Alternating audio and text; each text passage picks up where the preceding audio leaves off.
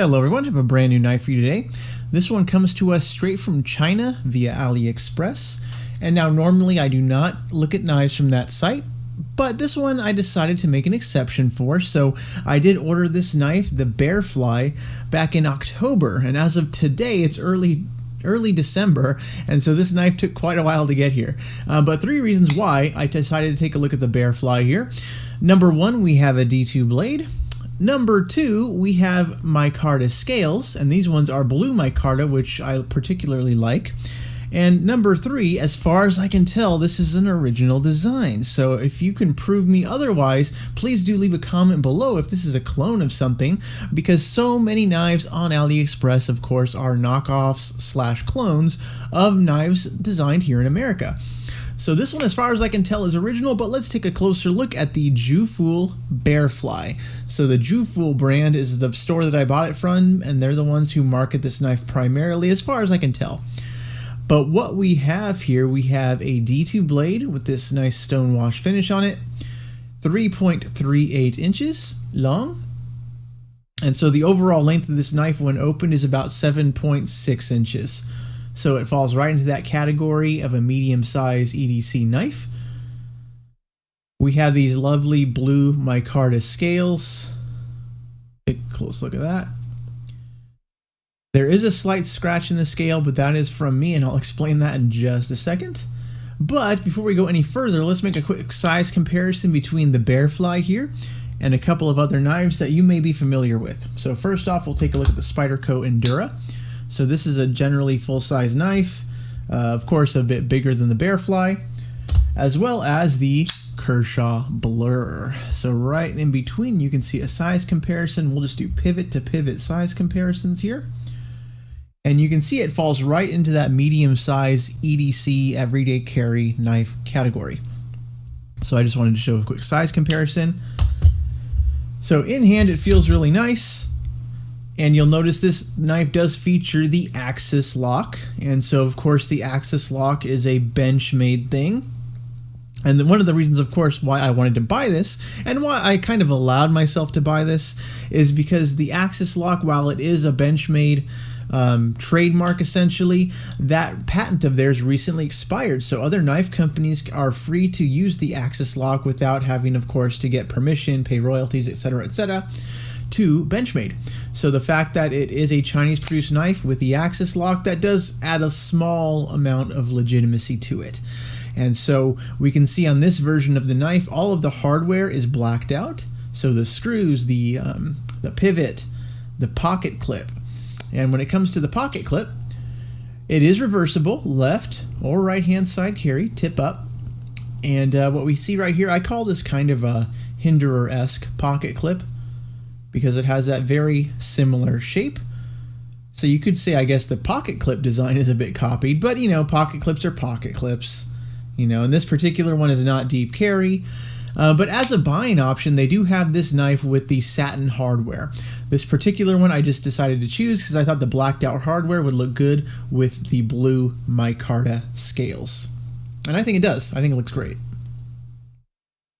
Open design right there, and when you look in that open design, what I find pretty impressive, look at all that skeletonization that we have.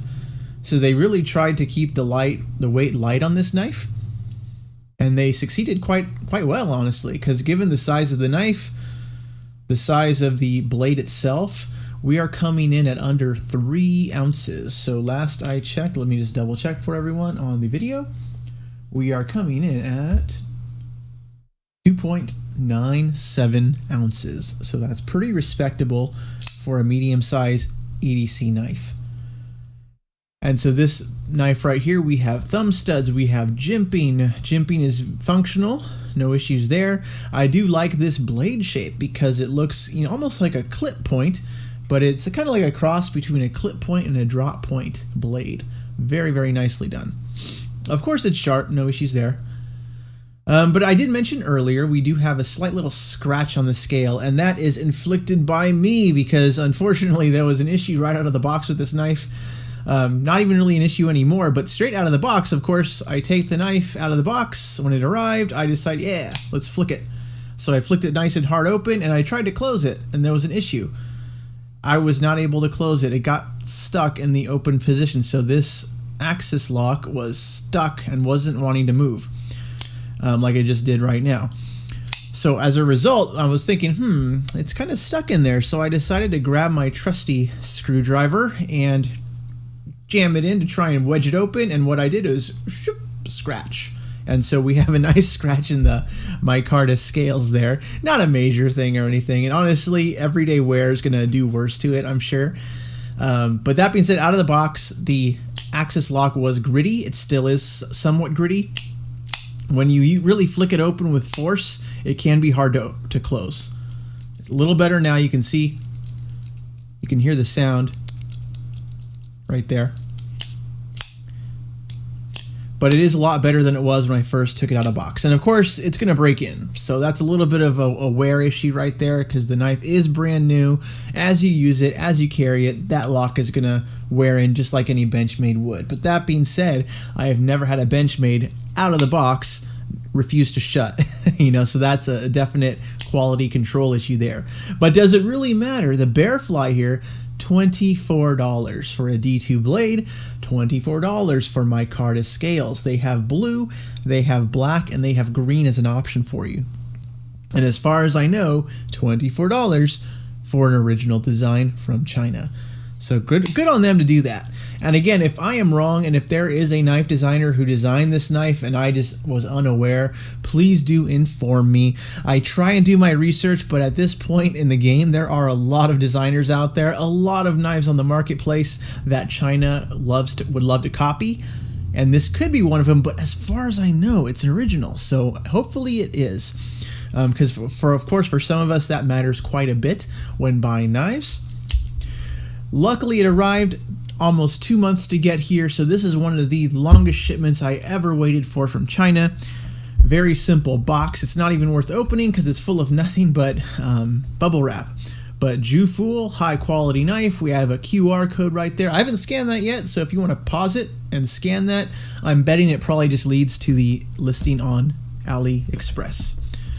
So luckily, this knife arrived from China on the slowest boat in the history of knife boats in China.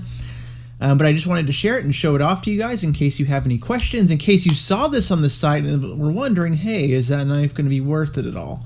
I think for the price, you're getting a great value for your money here. And that's the case for quite a few of the knives you see on AliExpress. The prices are always very tantalizing. The question is, are you willing to wait? And are you willing to support companies that produce clones? So that's a big question right there, and I'll leave it at that. But whatever you think, leave a comment below. Hope to hear from you soon. Have a nice day, everybody. Bye-bye.